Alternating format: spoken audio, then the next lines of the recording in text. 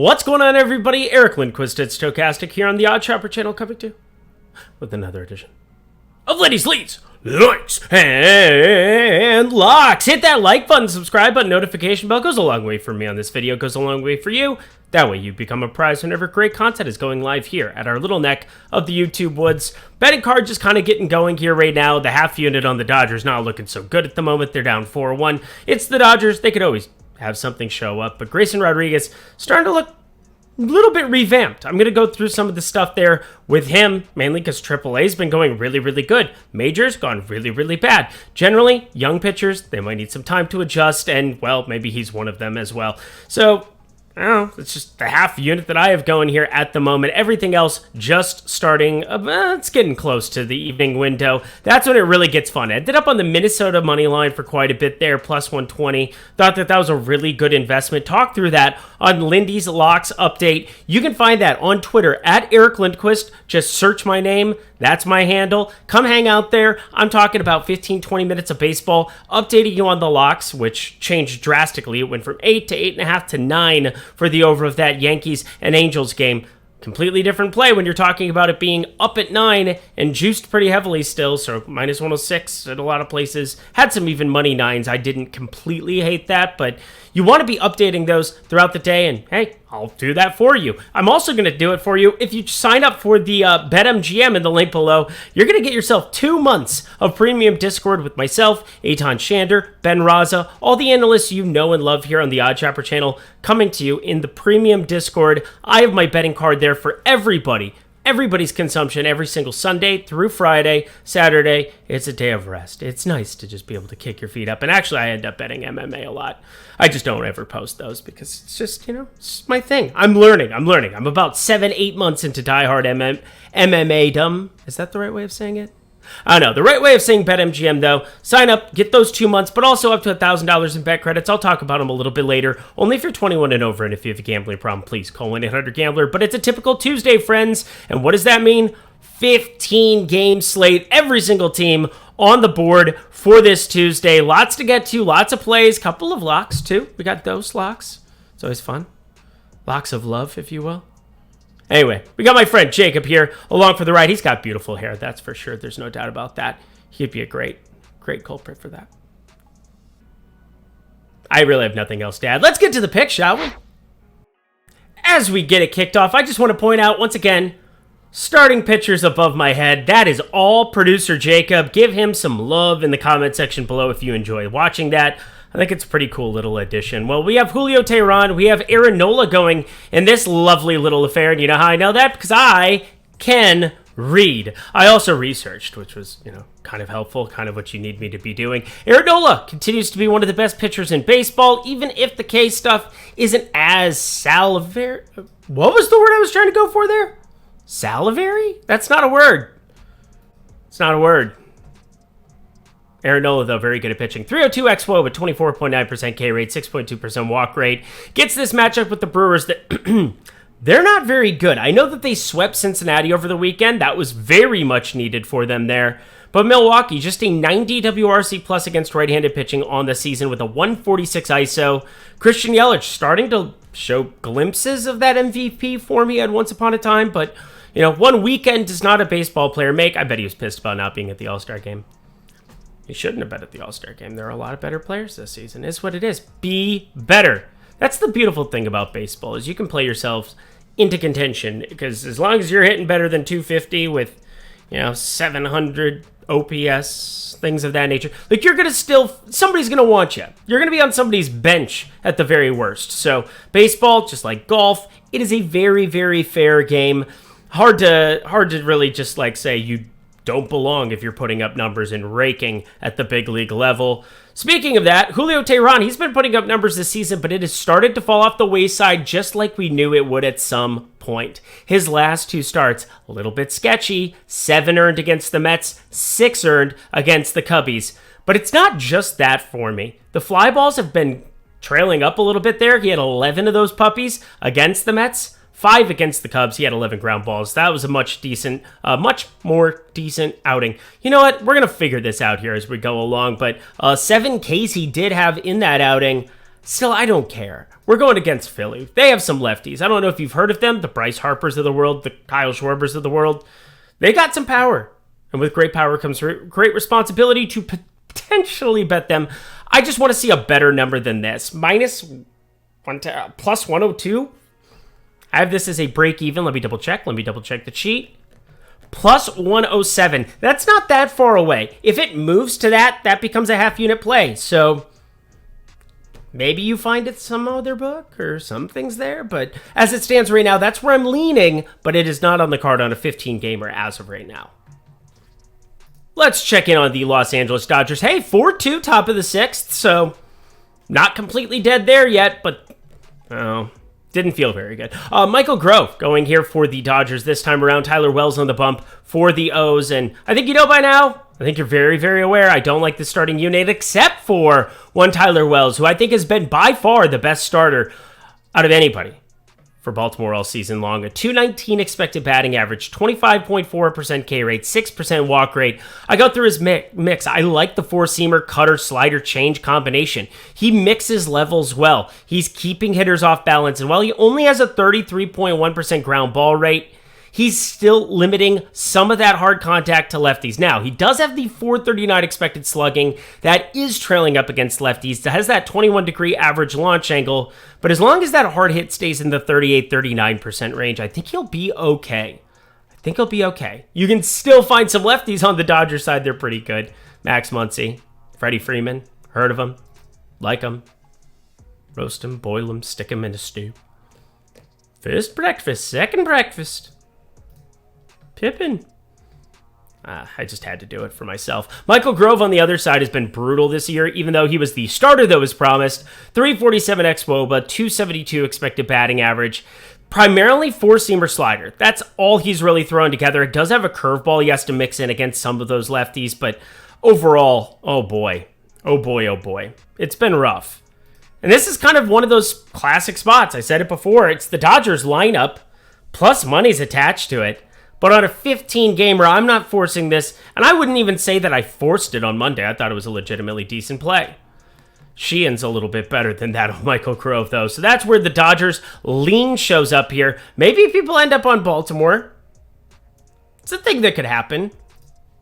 But overall, I would like to get a team like the Dodgers that have a 112 WRC plus against right-handed pitching.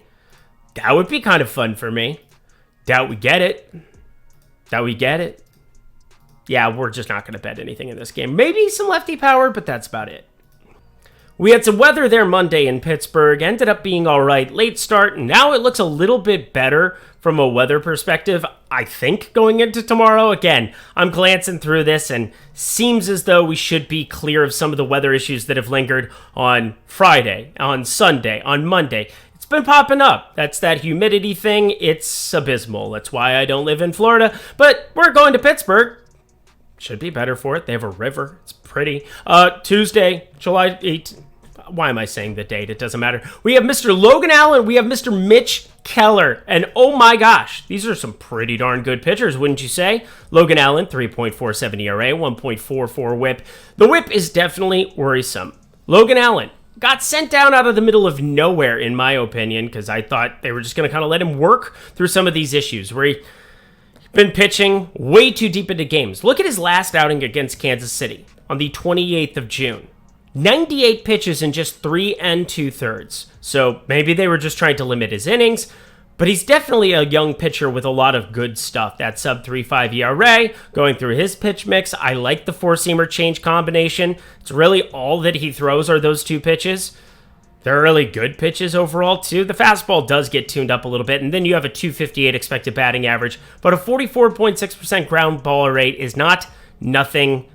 It's interesting. But Mitch Keller's really good, friends. 31.5% hard hit percentage so far this season. Across the board, I want to be backing him, but I don't think I want to be necessarily doing it here on the Pittsburgh moneyline side because I do find Cleveland's lineup to be a lot more serviceable. Allen went to AAA, looked really good again because that's all he does. We're definitely going to be firing up the under. Yeah, under 8.5. I was a little surprised to see an 8.5 here. This would be your third favorite play on the board. If all of you guys want to upgrade this to a unit, go ahead and have fun with it. But I'm keeping it at a half unit here, so it's a like-ish lock, a lockish like. It's like Barbenheimer. Can't really say it the other way. Oppenarby. See, that's not as good. You guys going to those on Saturday? Probably going to go to both of those on Saturday. It's a fun little double feature. This is a fun little bet. Under 8.5. Go pay for those tickets.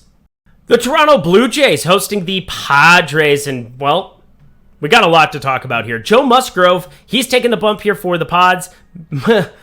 Alek Manoah getting the ball here for Toronto, who looked great last time through. We'll get there. But let's start with Joe Musgrove because I am going to be backing the San Diego Padres. I think it's a very clear-cut, go out and prove it for me, Alek Manoah spot.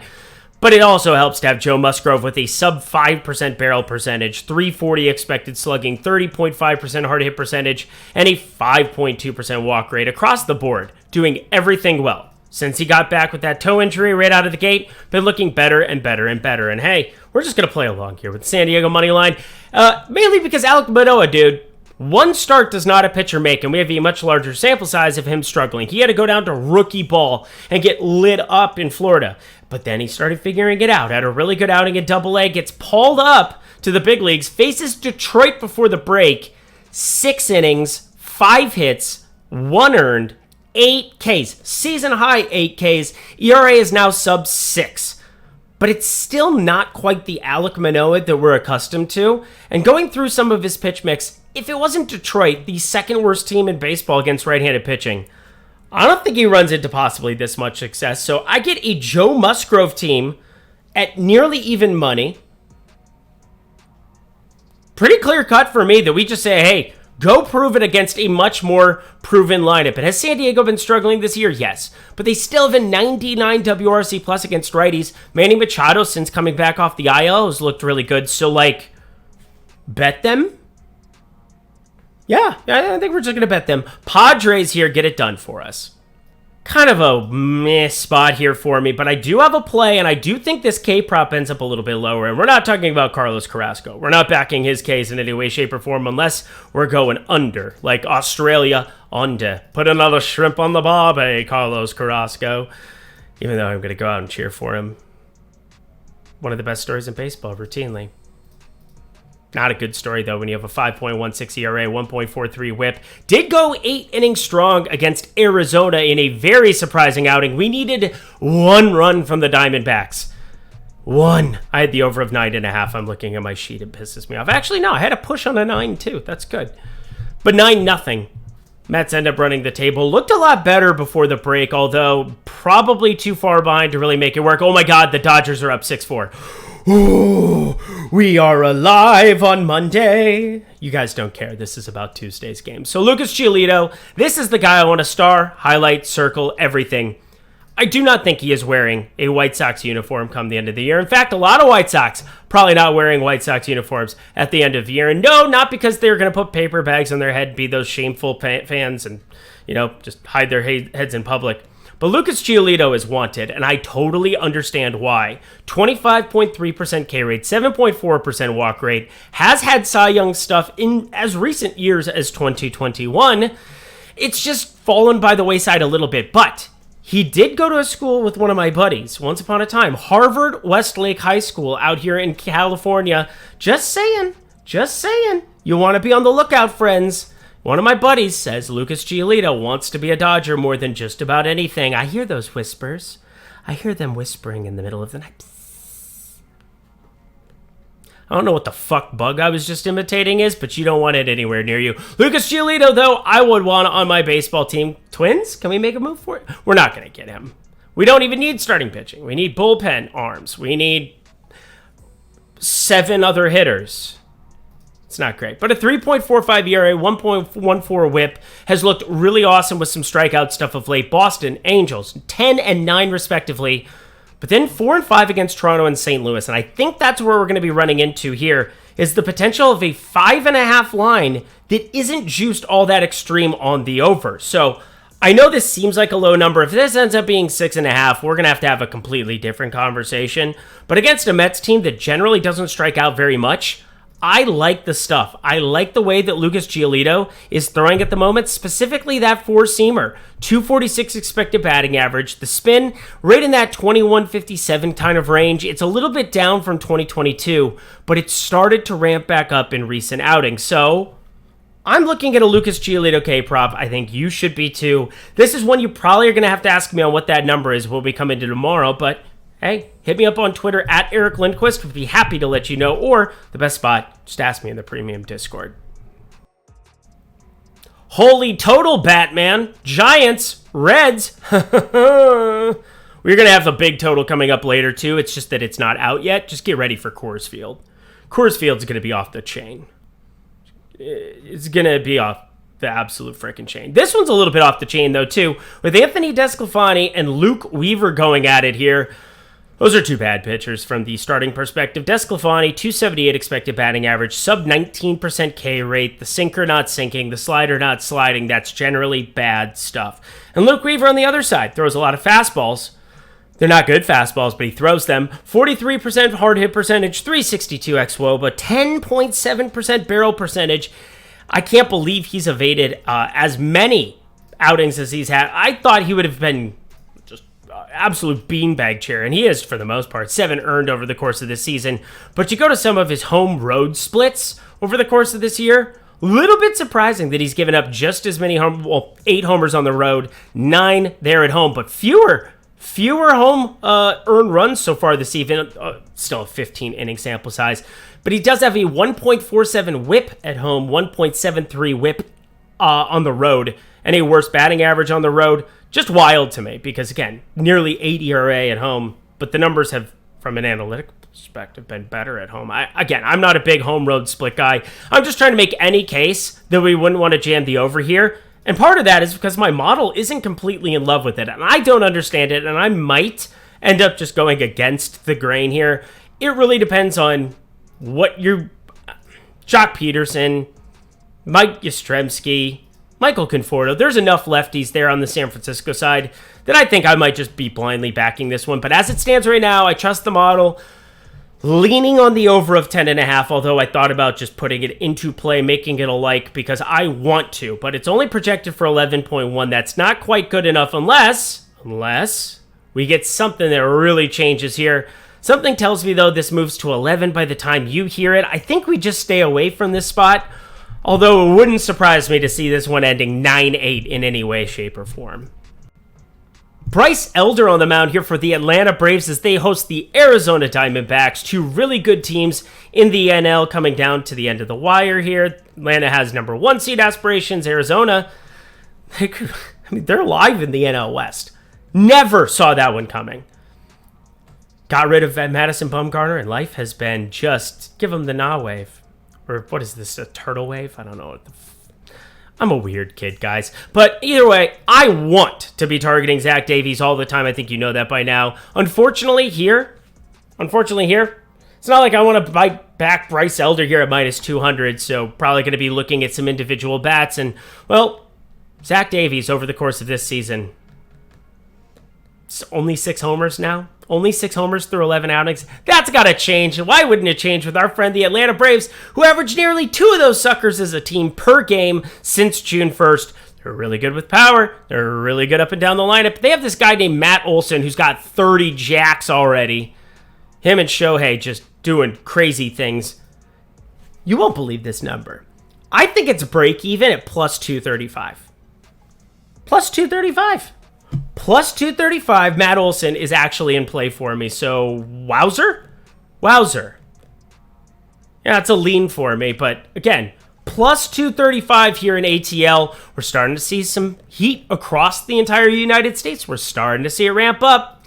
Think you'll want to get yourself involved in some home run props against Zach Davies because negative regression, it's coming. It's BetMGM, our lovely sponsor. And, hey, I'm the most excited human being on the face of the earth in this picture. Maybe not in real life all the time, although I do think of myself as a happy person. I think most people would. It would make me especially happy if you guys would come hang out with me in the premium Discord, though. That's where we're really popping every single day, every single Sunday through Friday. I'm in there probably too much in my life, but I enjoy it. I enjoy talking baseball all day. I enjoy talking the NBA, the PGA. We got the Open Championship coming up this weekend. Do you want my betting card for absolutely everything going across the board? Well, then to sign up now over at BetMGM. This is the easiest way to take advantage of it. It's generally $20 a week to come hang out in that premium Discord, which, again, I think pays for itself easily. No doubt about it. But instead of doing that for 8 weeks, why don't you jump in for 2 free months right now? 8 weeks for the price of 0 weeks right now just by checking out BetMGM. It makes a great sportsbook addition to DraftKings, FanDuel. Lots of great plays that they have day in, day out over there. I think you'll really enjoy their mobile experience. I think you'll really enjoy their website in general.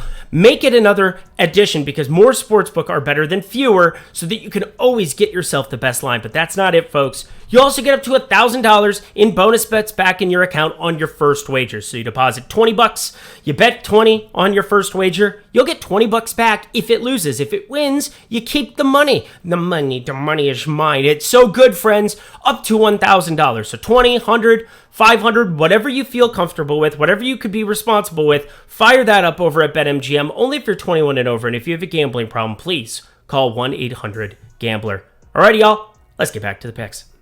Oh, the St. Louis Cardinals hosting the Miami Marlins. Yet another interesting spot. Now, this is one weather spot I do think pops up. This and Coors Field, actually, are two of them that I've got my eye on. Cincinnati, Baltimore had some scattered showers as well. I'm just going through my weather report of different stuff for tomorrow. Again, lots going to change, so I don't want to, go too hard and say that something is for sure going to happen, but be paying attention here. No announced Miami starter, but Edward Cabrera was just going through a simulated game the other day on Thursday. Sounds like he's getting close. Sounds like he could be fired up for Tuesday if they wanted to. Just saying, be on the lookout. Think that he's an option, but lots of different options here. It's not official, though. We do know Jordan Montgomery, who I expect to be moved by St. Louis here by the deadline, unless St. Louis rattles off like 10 in a row here in the near future. He's been the best arm out of this starting unit. 3.23 ERA, 1.22 WHIP. Yankees probably want him over a couple of their starters, wouldn't you say? Better than Nestor Cortez this season. Way better than Luis Severino. You done screwed up, Yanks. Not that anybody's going to cry for Argentina. The truth is they never left you. Just saying, St. Louis, we're going to be paying close attention to homer props. We're going to be paying close attention to who the F starts for Miami. But I will lean the St. Louis moneyline side if it ends up being Edward Cabrera. You don't know what you're going to be getting that first start off the IL. He hasn't pitched since the 13th. But if that's not the case, I have no idea where I'm going to think about this one. I'll run the numbers. I'll hit you up. But if you want to know what I end up firing up here, hit me up on Twitter at Eric Lindquist. We finally got ourselves another like. Two of the best teams in the in the AL. Two of the best teams in baseball in general. The Tampa Bay Rays, the Texas Rangers. Nathan Eovaldi getting it for Texas. Looked awesome. Awesome in the first half of the season. Sub 3 ERA, 1.02 WHIP. On the other side, Taj Bradley definitely been bit by the negative regression bug here and getting beat up by Arizona, 7 earned. Seattle, 5 earned. Atlanta, 4 earned. Those are his last 3 starts. It's been a little bit rough. And I liked his stuff right out of the gate. Tampa Bay tried to put kitty gloves on him, went and worked on some of his pitch mix stuff. Maybe they saw this coming. I didn't, based on some of his early season results. Thought the stuff looked pretty good. I was a little bit surprised when they sent him back down to AAA, but it seemed maybe they were right. They're really good at this analytics thing, so I think that's pretty live. It's also pretty live for us to be betting a run line on Texas. When we're talking plus 140 against Taj Bradley, his last 3 starts have not been nice. You get a Texas Rangers team with power from both sides. You get those lefties, Seager, Lau. My God, they're so good. Jonah Heim, both sides of the plate. Really good Texas Rangers squad. You run the numbers, and it seems like it's better to give up the 80 cents when you're talking about the range of outcomes for a Taj Bradley as opposed to the range of outcomes for Nathan Eovaldi. I also like the Texas Rangers bullpen a little bit more than the Rays, even though they're both good. Texas, minus 1.5. Think we're going to get a little aggressive with that half unit. To Wrigley we go for another iteration of Nationals, Cubbies, and Holy Mother of God. This is the game I'm probably the least excited to talk about on this board because I have a play from it. But even just thinking about it makes me want to vomit a little bit. We have Trevor Williams on the mound here for Washington. Yeah, Trevor Williams. It's going to be gross. And we're going to be backing him against Jameson Taillon. Yeah. Do I even want to explain myself for this one? I should probably be put in timeout, huh? Is that like Fiona Apple? I've been a bad, bad girl. You know what I'm saying? It's not good. I really don't want to talk about this game. Do I have to talk about this game? I probably should talk about this game, but either way, I'm just thinking Jameson Taillon could get lit up. 495 expected slugging. There's also an outside chance that this pitcher changes because Trevor Williams doesn't necessarily have to be the guy who ends up getting the option here. He did pitch on the 14th, only went 2 2/3. They could go to some kind of a bullpen type setting. Patrick Corbin is an option coming off of the break that he could end up getting the ball. It's just weird, but they have it listed as Trevor Williams, so we're just going to assume that it is. As long as it is, I think we're looking at a possible bullpen type situation. Again, he only pitched 60 pitches. Sounds like they're going to put the kitty gloves on him. And whenever you run into these bullpen scenarios, even though Washington has the second worst one, it's generally better than a back half and fifth starter on just about any baseball team. And Jameson Taillon is that guy for the Cubs. So I think we're getting a huge price discount trying to fire up Washington. This was another borderline lock type play. But I know that if I locked Washington and they ended up losing here, that I would get made fun of for the rest of all time. And I can't possibly risk that, right? Right? I might end up putting a unit on it. Half a unit, though, as it stands right now. Washington money line, thumbs up. But really, it's more of like a... it's weak. We have 5 games left, my friends. Hit that like button, hit that subscribe button, hit that notification bell as we get to your first lock of the lovely little day. Detroit, Kansas City. Oh boy, we got a pair of southpaws on the mound. Daniel Lynch for Kansas City. Tariq Skubal for Detroit. And Skubal typically has been one of my favorite pitchers in baseball. 58 and 63 pitches his first 2 outings. You know how many hits he's given up? Just 2. Just 2 walks given up. 11 strikeouts, and you know what? 0 earned runs. Nobody's going across the plate. Nobody. And Kansas City is just flat out bad. Look at their WRC plus against lefties. Just an 88, 138 ISO, 24.8% K rate. Oh my. Skubal is set for liftoff. Yeah, they've got some arms that could be moving from Detroit too. Erod, always somebody that could be on the block. Tariq Skubal, Matt Manning. There's some arms I do like from the Detroit side. They're going to keep Reese. There's no way anybody's going to touch Reese, but it'd be cool if you could. Anyway, Daniel Lynch is terrible on the other side of this one, and that's kind of really what this comes down to. You get a really bad Kansas City bullpen. They hit eject on Aroldis Chapman, ended up sending him to greener pastures in Texas. And Daniel Lynch, although he does limit hard at contact, 31.2% hard hit percentage, we're talking a 15.5% K rate at 263 expected batting average. And I think you know by now, Detroit, a little bit sneaky against lefties. They're down to a 94 WRC plus, but a 157 ISO and just a 22.7% K rate. Looks like you're going to have a little bit of humidity there like you normally do in KC. This is an absolute smash for me. My favorite play on the entire board. This Detroit money line, minus 132. I've got this closer to minus 155. This is just slam dunk.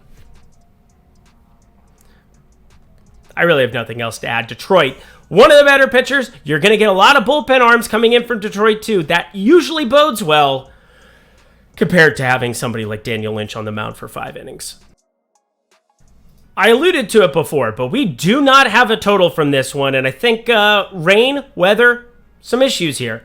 There's going to be a total, though, put here in front of this one, and I have a feeling it could end up being north of 11.5. I bet it could open... It's interesting because you do have Hunter Brown, who's really, really good for the Houston Astros. 1.33 whip, 4.12 ERA, but the advanced numbers are even better, and he's kind of a AAA darling who got called up to begin this season, was at the big league level pretty instantly, and a 28.1% K rate, 304 xWOBA. Other than the 45.3% hard hit percentage, everything else is great. Nearly a 55% ground ball rate as well. He's one of those young arms you just want to generally be backing, but... on the other side of this one, we get Noah Davis. Noah Davis, friends, is not very good.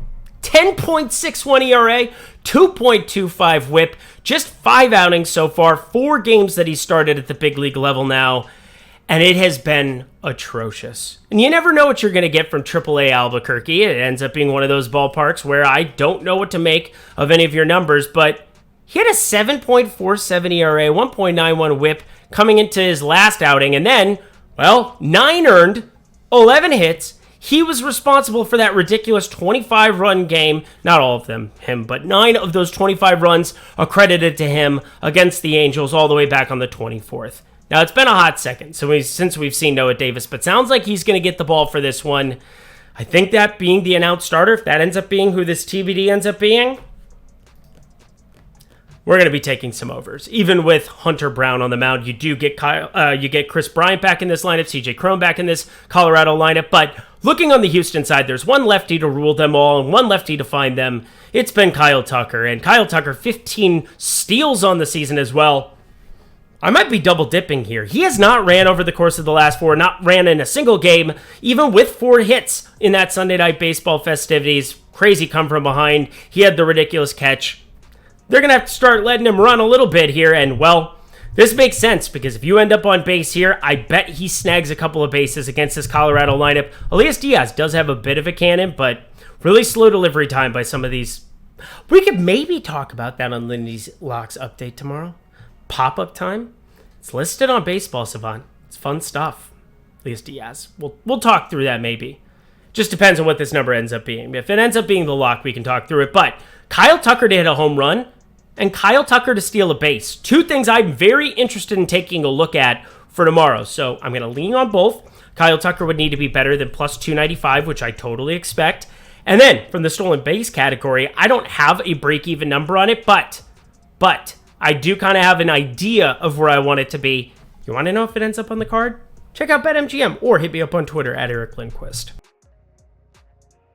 We have 3 games left. We're heading to Anaheim. Pretty interesting spot here. Probably looking at another over. Yeah, it's kind of how it keeps going. But Domingo Germán, Mr. Perfect Game himself, goes out, gives them 9 hits the next game. 4 1/3 against Baltimore. Where was that, bro? Where was that? And Patrick Sandoval on the other side, starting to just, I don't know. I don't really know what to make of Patrick Sandoval ever, because the advanced numbers have looked better the last couple outings, despite 10 hits, 8 hits in Colorado, and then White Sox. So I guess kind of understandable. White Sox in Anaheim, they definitely have some power. But just the 2 hits, 2-hitter in San Diego looked really, really good. 8 ground balls. That's kind of the thing he has to be able to do. Still nearly a 1.5 whip. I'm not super excited about that. It's just this bullpen. This Angels bullpen just continues to be a headache, don't they? They get Monday off, but does it even matter at this point? Seems like they continue to disappoint Shohei and everybody, and just losing these games in the 8th and 9th inning, just getting a little bit ridiculous. Yeah, I'm leaning on the over here. This should be a play for me, but it's just not going to be. We have a lot of better other spots to get on the card. We were able to get 8 as the lock there. If you bet it early on Monday, those are good times. But closed around 9 here for this game that's just about to go to first pitch. But over 9, I think that's just a stay away for Tuesday. No number available for this one because we're waiting on another TBD. Boston, lots of options that they have. I don't even know. They didn't even announce Nick Pivetta as a starter, but he's, I think, going to be the starter here on Monday. It's like starting in 30 minutes. That's so wild. Baseball's wild. But Chris Murphy is who I expect to be the starter based on what they've done here in a couple of these spots. He's a bulk reliever. They could also have some other bullpen arm end up being the guy who starts, and then he's the bulk guy behind it. He has been ramped up a little bit, and he's been good. A 1.26 whip, 2.16 ERA, has gotten up to 46, 55, and 67 pitches. Now, does that strikeout stuff, does some of those numbers continue when you get extended? You never really know. It's really tough to kind of know. But Chris Murphy, overall, been pretty darn good if he ends up being the bulk guy. Southpaw as well, although you do have a couple of righties from Oakland that you have to be at least aware of. But they're a quad A team. They're not very good. You know that by now. I think you do that by now. On the other side of this one, we get Funky Cole Medina. And you know by now, he's also terrible. 6.34 ERA, 1.61 whip.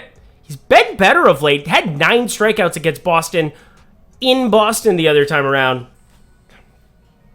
Can we get some Rafael Devers revenge? Can we get something here? Although he's not in the lineup on Monday. Just saying. It's wild stuff. Wild stuff.